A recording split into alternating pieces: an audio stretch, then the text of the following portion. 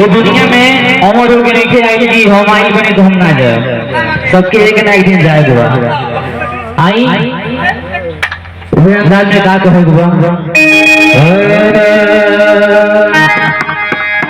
कि काहे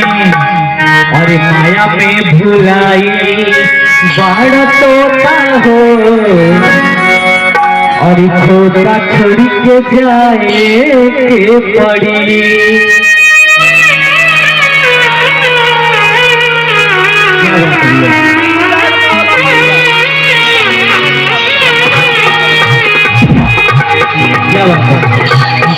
अरे माया में भुलाई बाड़ तोता हो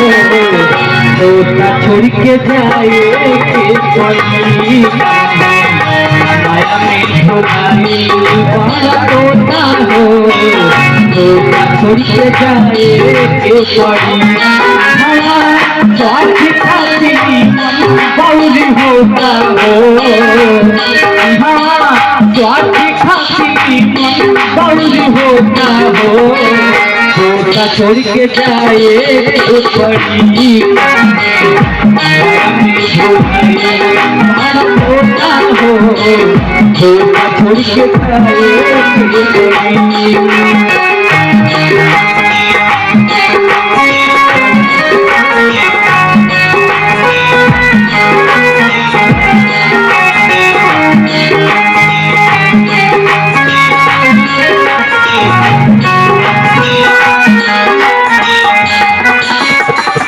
बहुत ही कम समय में कह दीजिए भैया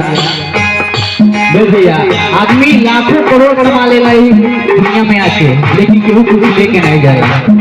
कितना सुंदर भाव है भैया, लाखों करोड़ चाहे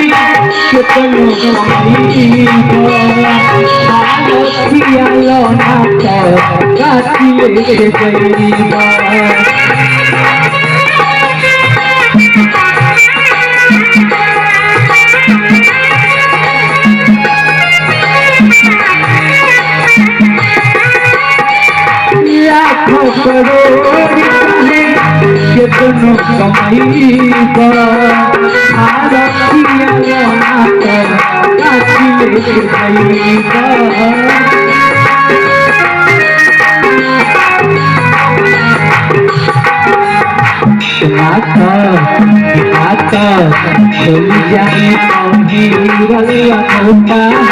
छोड़ के जाए बाउली होता हो तोता छोड़ के जाए तोता हो तोता छोड़ के जाए स्वार्थी खाती बाउली होता हो